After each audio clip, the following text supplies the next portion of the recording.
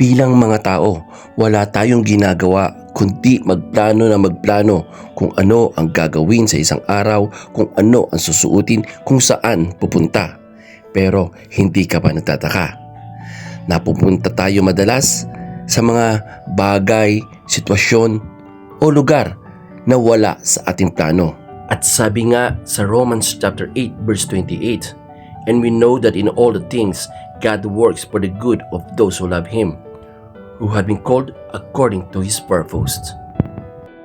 Kaya't sa bawat araw na ating gagawin at paplanuhin, lagi nating hilingin sa Kanya na pagpalain niya tayo at maganap ang ating mga naisin kung ito ay naaayon sa Kanyang kalooban.